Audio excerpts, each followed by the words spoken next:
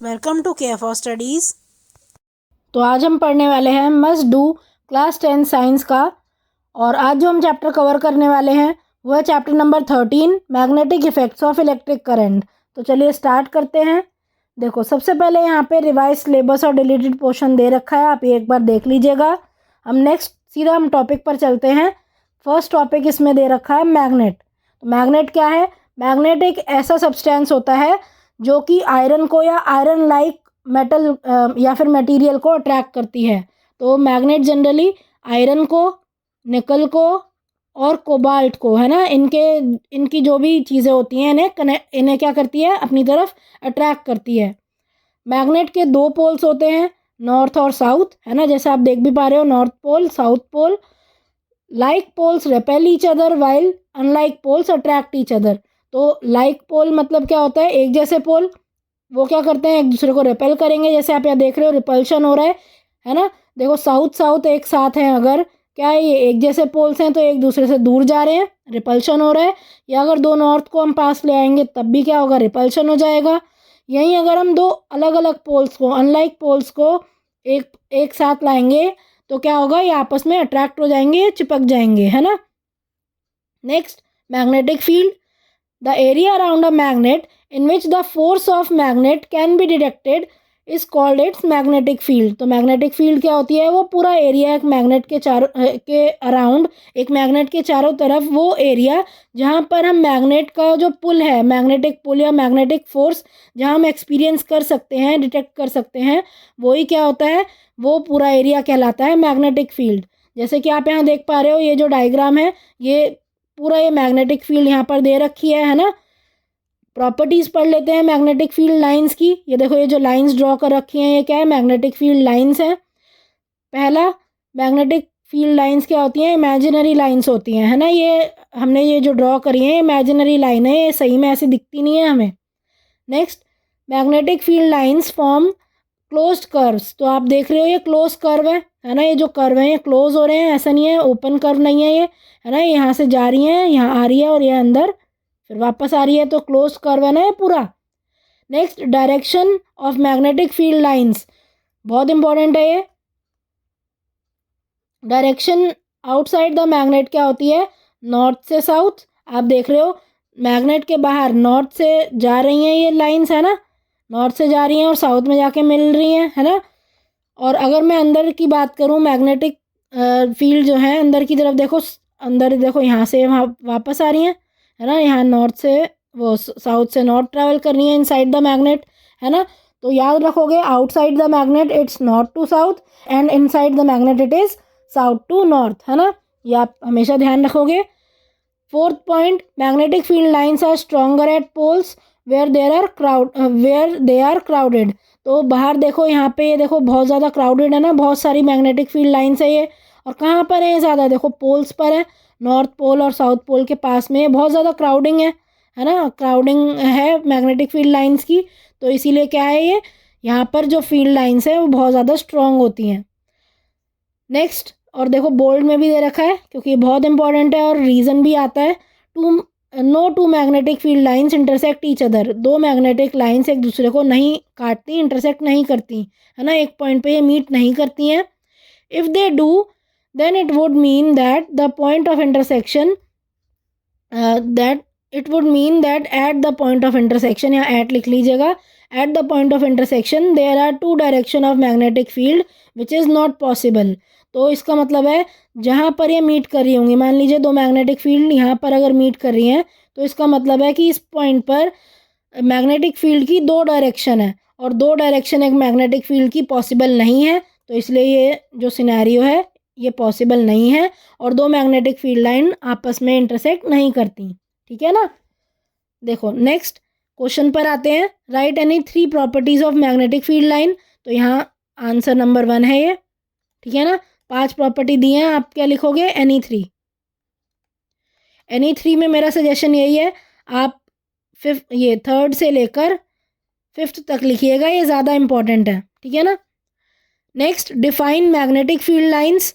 Magnetic field line को यहाँ पे डिफाइन करना है, तो क्या है, magnetic field lines are imaginary lines, है ना।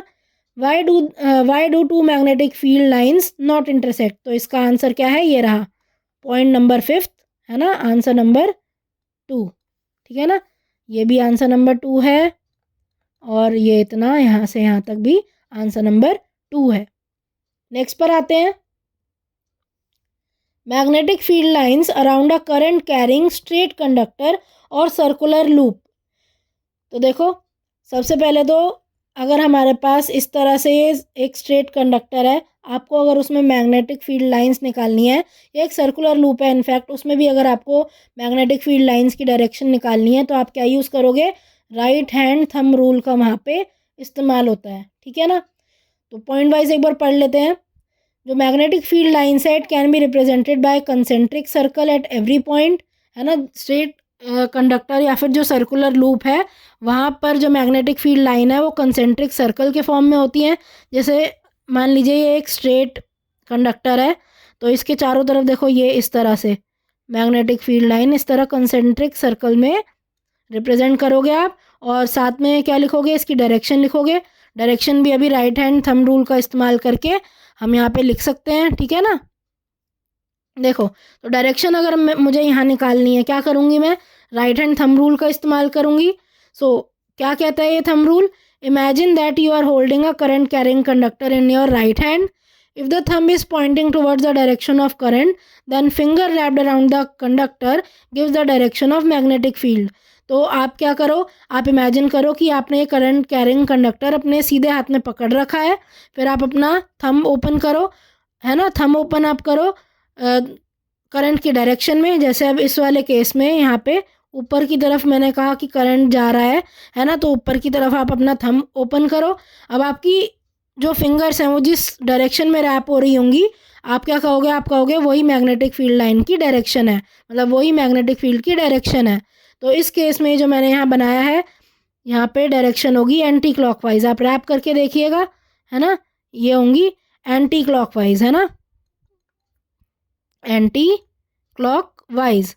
यहीं अगर नीचे की तरफ होता, जैसे आप ये देख रहे हो यहाँ पे नीचे की तरफ जो है करंट जा रहा है, तो कहाँ रैप हो रही है, देखो फिंगर इस तरह से रैप हो रही है ना, इस तरह, ये क्या है, क्लॉकवाइज है ये। तो देखो यहाँ पर जो मैग्नेटिक फील्ड है वो क्या होगी, वो होगी, एक मिनट, क्लॉक वाइज। ठीक है ना, क्लॉकवाइज डायरेक्शन में होगी। Next, increase in current increase the magnetic strength in a straight conductor और अ सर्कुलर लूप। तो सर्कुलर लूप भी है अगर, उसमें भी क्या होगा, एक तो डायरेक्शन आप इसी तरह से निकालोगे, और अगर आप इंक्रीज करोगे करंट को तो क्या होगा, जो मैग्नेटिक स्ट्रेंथ है वो भी बढ़ेगी। एक बार सर्कुलर लूप को भी देख लेते हैं। मान लीजिए ये एक सर्कुलर लूप है, ठीक है ना, यहाँ से करंट पास कर रहा है कुछ इस तरह से, ठीक है, इस तरह से। मैं अगर आपको पी और क्यू दो पॉइंट बोल दूं, यहाँ पे अगर आपको मैग्नेटिक फील्ड लाइंस बतानी है कि क्या डायरेक्शन होगी, तो देखो क्या करोगे आप, देखो इस पॉइंट पर मैं ब्लैक से रिप्रेजेंट करती हूँ, पी पॉइंट पर देखो ये इतना हिस्सा एक स्ट्रेट करंट कैरिंग कंडक्टर जैसा ही है, जहाँ पे देखो ऊपर की तरफ क्या है, करंट। तो आप क्या करोगे, इसको इस तरह ही मानो कि एक वायर है और ऊपर की तरफ करंट जा रहा है। तो यहाँ पे क्या था, अभी मैंने बताया था एंटी क्लॉकवाइज डायरेक्शन थी, है ना, मैग्नेटिक फील्ड लाइन की। तो यहाँ पे ये देखो, ये जो कंसेंट्रिक सर्कल है, ये जो मैग्नेटिक फील्ड लाइन बन रही है, ये कैसी बनेंगी, एंटी क्लॉकवाइज बनेंगी। ठीक है ना, ये बनेंगी एंटी क्लॉकवाइज। क्यू पर देखो, क्यू पर ये देखो, ये इस तरह मानो कि नीचे की तरफ जा रहा है ना, ये इतने पॉइंट पर करंट क्या आ रहा है, यहाँ से नीचे ही तो जा रहा है। तो यहाँ पे इस तरह आप क्लॉकवाइज डायरेक्शन आप निकाल सकते हो। तो यहाँ जो आप मैग्नेटिक फील्ड लाइन बनाओगे, क्या बनाओगे, ये कंसेंट्रिक सर्कल बना दिए, और ये क्या बनेंगे, क्लॉकवाइज, है ना। तो क्लॉकवाइज बनाओ आप यहाँ पर। सॉरी, ये जो मैंने पहले बनाया है, ये गलती से मैंने ये पी वाला ज़रा रब करूँ, ये पूरा रब करके एक बार दोबारा बनाती हूँ। डायरेक्शन मैंने ज़रा वहाँ पे उल्टी कर दी थी। ये है पी क्यू, ये पी है, ये क्यू है, यहाँ पर कंसेंट्रिक सर्कल बनाओ आप, ठीक है, और ये होंगे एंटी क्लॉकवाइज, मतलब यहाँ ऊपर की तरफ है ना, ये होता है एंटी क्लॉकवाइज। ठीक है ना। नेक्स्ट क्यू पर मैंने कहा यहाँ करंट नीचे की तरफ आ रहा है ना, करंट ऐसे ही जा रहा था, यहाँ नीचे की तरफ है करंट, तो यहाँ जो मैग्नेटिक फील्ड लाइन बनेंगी वो क्या बनेंगी, क्लॉकवाइज। क्लॉकवाइज मतलब यहाँ से नीचे यहाँ से ऊपर, है ना, ये हो गई क्लॉकवाइज। ठीक है ना। इस तरह से आप मैग्नेटिक फील्ड लाइन एक सर्कुलर लूप में बना सकते हो। नेक्स्ट देखो थर्ड क्वेश्चन यहाँ पर दे रखा है, state right hand thumb rule. तो यहाँ पे देखो पूरा स्टेट किया गया है, ये है आपका आंसर नंबर 3, 3 नंबर का है ये, वो सॉरी 2 नंबर का है ये। तो अब हम एक और इम्पॉर्टेंट टॉपिक पढ़ लेते हैं इस चैप्टर का, जो कि है सोलेनॉइड। सोलेनॉइड बहुत इंपॉर्टेंट है, ये कई बार एग्जाम्स में आया हुआ है। तो देखो सोलेनॉइड क्या होता है, a coil with many circular turns of insulated copper wire is called solenoid. तो अगर आपने एक वायर लिया एक और उसको इस तरह से कॉइल करते चले गए, ऐसे लपेटते चले गए इस फॉर्म में, तो है ना, और इसको आप बैटरी से कनेक्ट कर दो, ये पूरा क्या बन जाएगा, ये सोलेनॉइड बन गया। अब देखो आप यहाँ देख रहे हो, ये बहुत इंपॉर्टेंट डायग्राम है। देखो याद रखिएगा क्या क्या चीज़ें आपको इसमें याद रखनी है जब आप सोलेनॉइड बनाओ। तो अगर आपने इधर पॉजिटिव टर्मिनल बैटरी का दिखाया है तो इधर नेगेटिव दिखाओगे, है ना, और पॉजिटिव की तरफ जो साउथ है यहाँ पे साउथ, है ना, साउथ पोल रहेगा इसका, और नॉर्थ पोल आप लिखोगे टुवर्ड्स नेगेटिव साइड, ये चीज़ ध्यान रखिएगा, है ना। और उसके बाद जब आप ये मैग्नेटिक फील्ड लाइंस ड्रॉ करो तो क्या करोगे, वही नॉर्थ से साउथ की तरफ जाती है, ये नॉर्थ से निकलती हैं इधर साउथ की तरफ आएंगी और अंदर टुवर्ड्स साउथ टू नॉर्थ, है ना। इस तरह आप ये कंप्लीट कर लीजिएगा। अब देखो magnetic field around a current carrying solenoid, one end of solenoid behave like north pole and the other edge south pole. जैसे कि मैंने आपको कहा कि यहाँ पे साउथ और नॉर्थ पोल आप मार्क करोगे, तो सोलेनॉइड में क्या होता है, एक एंड तो है वो नॉर्थ पोल की तरह एक्ट करता है और दूसरा साउथ पोल की तरह। तो इन शॉर्ट ये जो आप कॉइल देख रहे हो, जो आपने इतने सारी कॉइल किया है एक वायर को, है ना, और उसे बैटरी से आपने अटैच किया है, तो अब इस कॉइल में क्या है, इस वायर में क्या जा रहा है, करंट जा रहा है, जिस वजह से ये क्या बन गया, ये एक मैग्नेट की तरह बिहेव करने लगा। और मैग्नेट में क्या होती हैं, मैग्नेट में 2 पोल्स होते हैं, एक नॉर्थ और एक साउथ। इसमें भी क्या होगा, एक पोल नॉर्थ की तरह एक्ट करेगा, दूसरा साउथ की तरह एक्ट करेगा, और इसी वजह से इसमें क्या क्रिएट हो गई, इसमें मैग्नेटिक फील्ड लाइंस भी या मैग्नेटिक फील्ड भी क्रिएट हो जाएगी। Therefore, magnetic field due to current in solenoid is similar to the bar magnet। तो ये बिल्कुल सिमिलर होती हैं बार मैग्नेट में, जैसे आपने बनाई थी ना, उसी तरह से आप यहाँ पर भी मैग्नेटिक फील्ड बना लोगे। अब ये क्वेश्चन भी आया था है कि सोलेनॉइड में आप मैग्नेटिक फील्ड की स्ट्रेंथ कैसे इंक्रीज कर सकते हो। तो सबसे पहले तो आप करंट का अमाउंट इंक्रीज कर सकते हो, है ना। अगर आप करंट का अमाउंट इंक्रीज करोगे तो ये जो मैग्नेटिक फील्ड है, मैग्नेटिक फील्ड जो है उसकी जो स्ट्रेंथ है वो भी बढ़ेगी।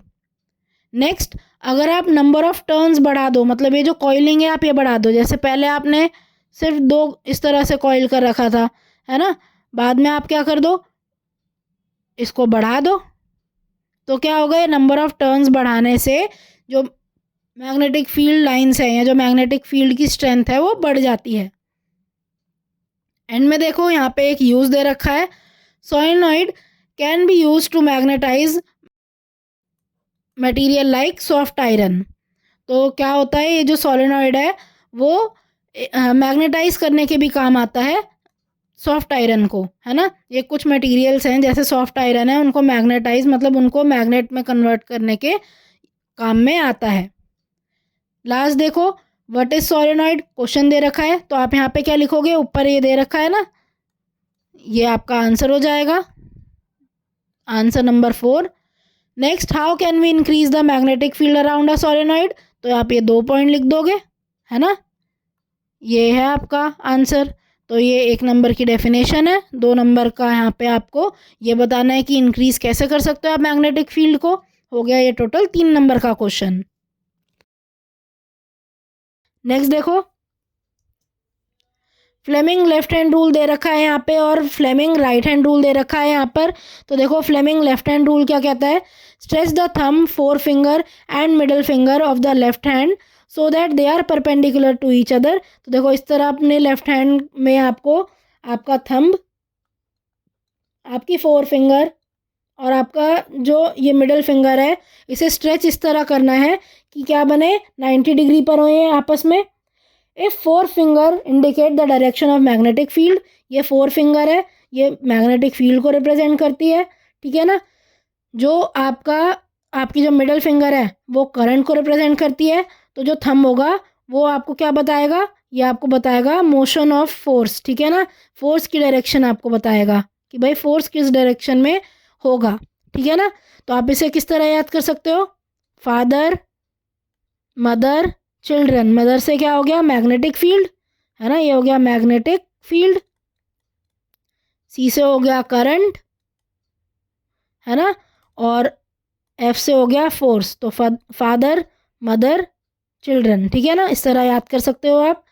अब कहाँ यूज़ होता है left hand Fleming rule, use होता है इलेक्ट्रिक मोटर में। हमारे सिलेबस में मोटर है, वहाँ पर आप हमेशा फ्लेमिंग का लेफ्ट हैंड रूल ही लगाओगे, ठीक है ना।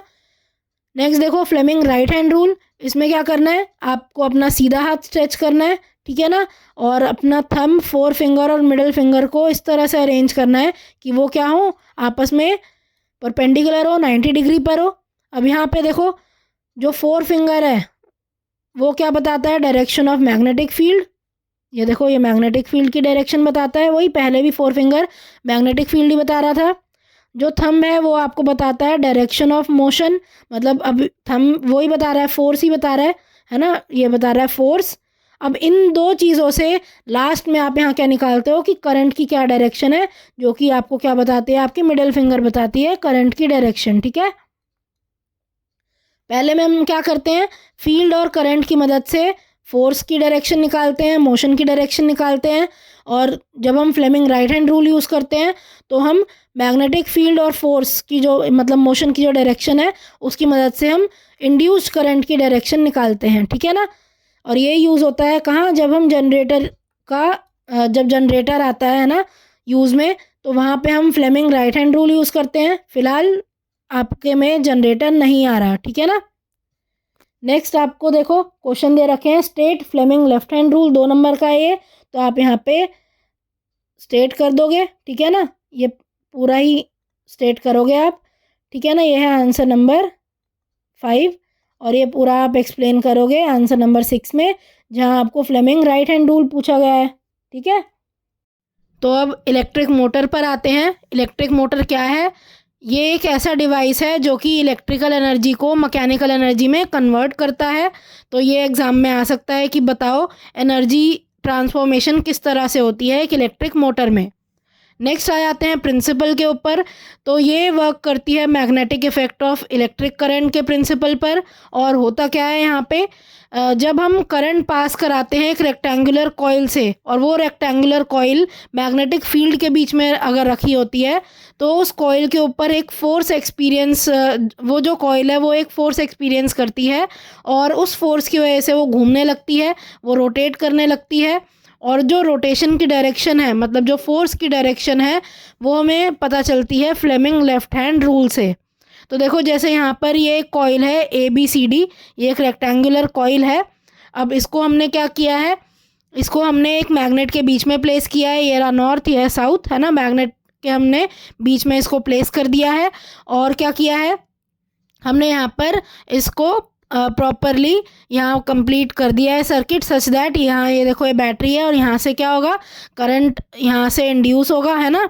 तो करंट अब हम यहाँ पे इस रेक्टेंगुलर कॉइल में जब पास करेंगे तो क्या होगा, है ना, इस तरह से यहाँ पे करंट पास होगा।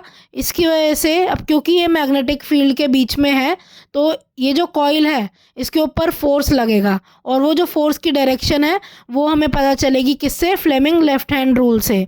अब देखो अगर हम फ्लेमिंग लेफ्ट हैंड रूल लगाएं, एक बार सबसे पहले तो यहाँ देख लेते हैं। AB इस तरह से आर्म है एक, ये A है, ये B है ना, और यहाँ पे इस तरह मैग्नेट है, ये नॉर्थ, ये साउथ। तो अगर मैं डायरेक्शन की बात करूँ यहाँ मैग्नेटिक फील्ड की, तो इस तरफ ऐसे ही तो जा रही है मैग्नेटिक फील्ड, है ना, इस तरफ डायरेक्शन है।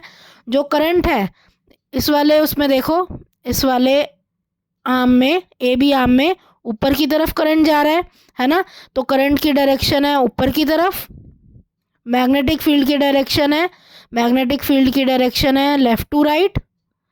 तो अब ज़रा लेफ़्ट हैंड फ्लेमिंग रूल आप लगाइए। लेफ़्ट हैंड फ्लेमिंग रूल से क्या आएगा, जो फोर्स की डायरेक्शन है वो यहाँ आ जाएगी इस तरफ, है ना, कुछ इस तरफ आ जाएगी। इसी तरह जो सी डी है, सी डी पर भी अगर आप सेम जो है कंसेप्ट लगाएंगे तो सी डी में कुछ इस तरह ऊपर की तरफ आ जाएगी, है ना, फोर्स की डायरेक्शन। तो हमेशा याद रखिएगा, इलेक्ट्रिक मोटर के अंदर अगर हमें निकालना है कि फोर्स की क्या डायरेक्शन है तो हम यूज़ करेंगे फ्लेमिंग का लेफ़्ट हैंड रूल। अब एक एक करके पढ़ लेते हैं फंक्शन ऑफ मोटर, है ना, function of main parts of motor. तो देखो सबसे पहले आता है आर्मेचर। आर्मेचर क्या है, ये जो आप कॉइल देख रहे हो, एक बार ये यहाँ से पूरा मिटाती हूँ। ये देखो, ये जो आप कॉइल देख रहे हो ABCD, है ना, यही जो कॉइल है इसी को क्या बोलते हैं हम, आर्मेचर बोलते हैं।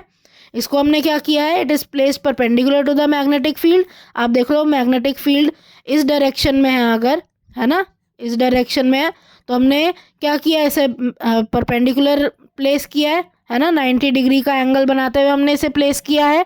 अब देखो यहाँ पर क्या होगा, ये जो आर्मेचर है, ये जो करंट कैरिंग कॉइल है, ये क्या एक्सपीरियंस करेगा, ये एक फोर्स एक्सपीरियंस करेगा। और ये जो फोर्स है ये क्या होगा, ये म्यूचुअली ऑपोजिट डायरेक्शन में होगा। इसका क्या मतलब है, देखो एक बार बना लेते हैं। ये देखो ये AB है ना, इसमें अगर जो फोर्स है ये नीचे की तरफ एक्सपीरियंस कर रहा है, तो जो दूसरा है यहाँ पे जो CD है, CD कुछ इस तरह है ना, तो यहाँ पर जो फोर्स है ये ऊपर की डायरेक्शन में होगा, ऑपोजिट डायरेक्शन में होगा, ठीक है ना। ये पूरा कॉइल है जहाँ AB में अगर नीचे की तरफ फोर्स एक्सपीरियंस ये कर रहा है तो CD ऊपर की तरफ करेगा। और ये देखो ध्यान रखिएगा, ये जो BC है और ये जो AD है, ये क्या है, मैग्नेटिक फील्ड की डायरेक्शन में ही है, इसलिए ये कोई भी फोर्स एक्सपीरियंस नहीं करेगा, यहाँ पे फोर्स होगा 0। जो नेक्स्ट इम्पॉर्टेंट यहाँ पर पार्ट है वो है ब्रशेस। देखो ब्रशेस यहाँ पर X और Y ब्रश लगे हुए हैं, ये रहा X और ये रहा Y। अब इनका क्या काम होता है, इनका काम होता है कि बैटरी से जो करंट आ रहा है ये उनको पहुँचाते हैं स्प्लिट रिंग तक, है ना। यहाँ पे ये देखो, ये जो लगी हैं ये क्या है, ये स्प्लिट रिंग है, ये स्प्लिट रिंग है P और Q। तो क्या होता है, देखो ये सर्किट है जैसे, है ना, ये पूरा यहाँ पे सर्किट है। ये जो ब्रश हैं कुछ यहाँ लगे होते हैं, ये X है और एक यहाँ लगा होता है, ये Y है, ठीक है। और इसके बीच में आप देखते हो यहाँ पे होती है ये स्प्लिट रिंग, और फिर होता है यहाँ एक्सेल, ये जो आप बीच में देख रहे हो ना, ये एक्सेल कुछ इस तरह यहाँ पर होता है। अब देखो ब्रश का क्या काम होता है, ब्रश का काम होता है करंट को स्प्लिट रिंग तक पहुंचाना। अब जो स्प्लिट रिंग है वो क्या है, घूमती रहती है ना, तो हम इसलिए क्या कर सकते हैं, हम यहाँ पर डायरेक्टली ऐसा तो नहीं कर सकते कि ये आपस में जोड़ दें, है ना, ब्रश और ये आपस में जोड़ दें या वायर डायरेक्टली हम स्प्लिट रिंग से कनेक्ट कर दें, ऐसा नहीं हो सकता। इसीलिए हम यहाँ पे ब्रश का इस्तेमाल करते हैं जिससे करंट पहुँच पाए स्प्लिट रिंग तक। नेक्स्ट आ जाती है स्प्लिट रिंग। अब स्प्लिट रिंग का क्या काम होता है, ये रिवर्स करती हैं direction of current after every half rotation. अब जैसे ही आधा रोटेशन होता है, अब देखो हाफ रोटेशन के बाद ये जो CD अभी यहाँ है, आधे रोटेशन के बाद CD यहाँ आ जाता है ना, कुछ इस तरह से हो जाता है। आधे रोटेशन के बाद ये C और D यहाँ आ जाता है, A और B यहाँ आ जाता है। A और B में पहले कहाँ जा रही थी, ऊपर की तरफ ही, तो ऊपर की डायरेक्शन में जा रहा था, है ना, जो करंट है, और CD नीचे की तरफ जा रहा था। लेकिन अब हम क्या चाहते हैं, अब हम चाहते हैं कि CD में ऊपर की तरफ जाए, है ना, ऊपर की तरफ करंट जाए, और AB में नीचे की तरफ करंट जाए। अब हम यही चाहते हैं आधे रोटेशन के बाद, तो रिवर्स करने का करंट का जो काम है वो करती है स्प्लिट रिंग। अब नेक्स्ट देखो question number 7, right the principle of working of electric motor. 1 number का है ये, तो आप यहाँ पे ये प्रिंसिपल लिख दीजिएगा। नेक्स्ट है explain the function of armature, brush and split ring of electric motor. तो ये 3 नंबर का है और यहाँ पे फंक्शन दे रखे हैं, तो ये आ जाएगा आंसर नंबर 8 और ऊपर वाला है ये आंसर नंबर 7, ठीक है ना, ये आप लिख सकते हैं। नेक्स्ट देखिए, जो नेक्स्ट टॉपिक है इस चैप्टर का वो है इलेक्ट्रोमैग्नेटिक इंडक्शन। क्या होता है ये, the phenomenon of production of induced current in a coil placed in changing magnetic field is called electromagnetic induction. तो देखो जब हम मैग्नेटिक फील्ड को चेंज करते हैं, है ना, और उस वजह से जो भी करंट प्रोड्यूस होता है, जो भी करंट इंड्यूस होता है एक कॉइल में, उसको हम बोलते हैं इलेक्ट्रोमैग्नेटिक इंडक्शन। ठीक है, तो इलेक्ट्रोमैग्नेटिक इंडक्शन ये मैग्नेट के चेंज होने की वजह से या मैग्नेटिक फील्ड के चेंज होने की वजह से जब इलेक्ट्रिसिटी मतलब जब करंट प्रोड्यूस होता है, करंट इंड्यूस होता है, उसी को हम कहते हैं इलेक्ट्रोमैग्नेटिक इंडक्शन। अब देखो, अगर हमें डायरेक्शन बतानी होती है कि भाई जो करंट है उसकी क्या डायरेक्शन है, तो वो हम किससे बताते हैं? वो हम बताते हैं फ्लेमिंग राइट हैंड रूल से। और ये क्या है, ये डिटेल में मैंने आपको पहले ही बता दिया था। क्वेश्चन नंबर 9 देखते हैं। What do you mean by electromagnetic induction? 1 number का है ये, तो आप यहाँ पे ये डेफिनेशन लिख देना, ये वाली है ना, यहाँ से यहाँ तक की ये हो गई डेफिनेशन इलेक्ट्रोमैग्नेटिक इंडक्शन की। नेक्स्ट देखो question number 10। Ramesh sir was demonstrating an experiment in his class with the setup as shown in the figure below. By this setup, he can move magnet in and out of the stationary coil. तो यहाँ पर कहा गया है कि Ramesh sir एक experiment demonstrate कर रहे थे अपनी क्लास को, और क्या कर रहे थे वो, इन्होंने क्या किया, एक मैग्नेट ली है और ये इस तरह से यहाँ पे एक कॉइल ली है और यहाँ पे गैल्वेनोमीटर अटैच कर दिया है। ठीक है, अब क्या कर रहे हैं, ये जो कॉइल है तो स्टेशनरी है, ये हिल नहीं रही, लेकिन वो मैग्नेट को मूव कर रहे हैं, एक बार अंदर एक बार बाहर, है ना, अंदर और बाहर मैग्नेट को वो मूव कर रहे हैं। अब हमें अपनी ऑब्जर्वेशन के बेसिस पर क्या बताना है? सबसे पहला क्वेश्चन है, what is the principle which Ramesh sir is trying to demonstrate? तो क्या बताना चाह रहे हैं, क्या डेमोन्स्ट्रेट करना चाह रहे हैं वो? तो वो इलेक्ट्रोमैग्नेटिक इंडक्शन, है ना, इलेक्ट्रोमैग्नेटिक इंडक्शन, यही जो प्रिंसिपल है इसी को एक्सप्लेन करना चाह रहे हैं। एक बार इसके आंसर्स देख लेते हैं। देखो, तो सबसे पहले आप यही लिख दोगे, sir is trying to demonstrate the principle of electromagnetic induction. Next देखिए, जो बी पार्ट है, what will be observed when the magnet starts moving in and out through the coil, explain the reason behind this observation. अब क्या होगा जब magnet को हम move करना स्टार्ट करेंगे अंदर और बाहर कॉइल के? तो देखो क्या लिखोगे आप यहाँ पे कि एक करंट इंड्यूस होगा, है ना, ये जो मोशन हो रहा है होगा अब यहाँ पर मैग्नेट का, तो इसकी वजह से क्या होगा, एक करंट इंड्यूस होगा, है ना, तो changing the magnetic field around the coil will generate induced current, है ना, ये एक करंट को इंड्यूस करेगा।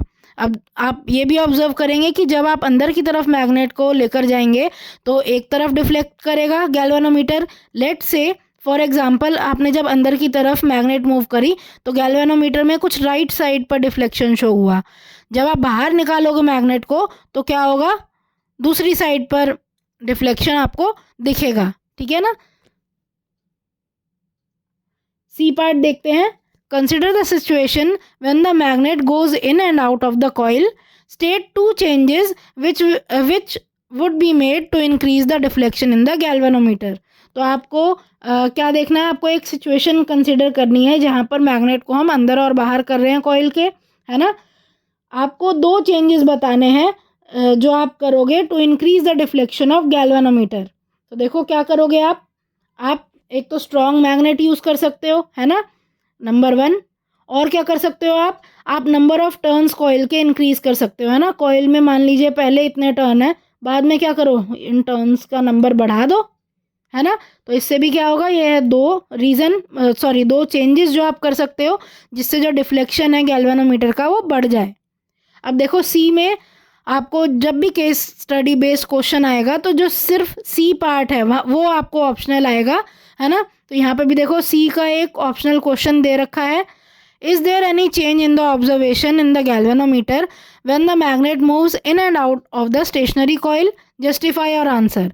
तो आपको बताना है क्या कुछ डिफरेंस होगा ऑब्जर्वेशन में, मतलब जब आप मैग्नेट अंदर की तरफ मूव करोगे और जब आप बाहर की तरफ मूव करोगे कॉइल के, तो क्या दोनों सिचुएशन में, दोनों ऑब्जर्वेशन में कुछ डिफरेंस होगा, और अगर होगा तो आपको अपना आंसर जस्टिफाई करना है।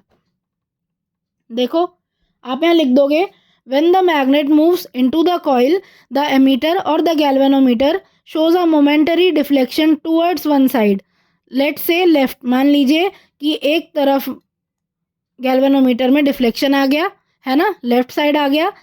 फिर क्या होगा, when the magnet moves out of the coil the galvanometer shows a momentary deflection towards the right. अब जब मैंने आपको पहले भी अभी बताया था कि जब बाहर की तरफ अब आप लेकर जाओगे मैग्नेट को तो जो गैल्वेनोमीटर है उसमें डिफ्लेक्शन आ जाएगा ऑपोजिट साइड में। तो अगर पहले लेफ्ट साइड ये जो डिफ्लेक्शन है ये शो हुआ था तो अब आपको ये जो डिफ्लेक्शन है ये दिखेगा towards right. This is due to the changing magnetic field और flux associated with the coil as the magnet moves in and out. अब जब मैग्नेट अंदर और बाहर मूव कर रही है तो मैग्नेटिक फील्ड में चेंज आ रहा है ना, या फिर मैग्नेटिक फ्लक्स में चेंज आ रहा है, जिसकी वजह से क्या होगा, ये आपको डिफरेंस दिखाई दे रहा है। ठीक है, अब आप चाहो तो यहीं तक लिख सकते हो या इसकी जगह आप चाहो तो ये भी लिख सकते हो कि the flux increases when the magnet goes in and decreases when the magnet goes out. So thank you for watching. आज की क्लास के लिए बस इतना ही। अगर आपको ये वीडियो पसंद आई हो तो इसे लाइक करें, इसे शेयर करें और हमारे चैनल को सब्सक्राइब करें and hit the bell icon, जिससे हम जब भी एक नई वीडियो डालें तो उसका नोटिफिकेशन आप तक सबसे पहले पहुंचे। Thank you. आप अपने डाउट्स, सजेशंस और आपको जिस भी टॉपिक पर वीडियो चाहिए हमें कमेंट करके बताएं।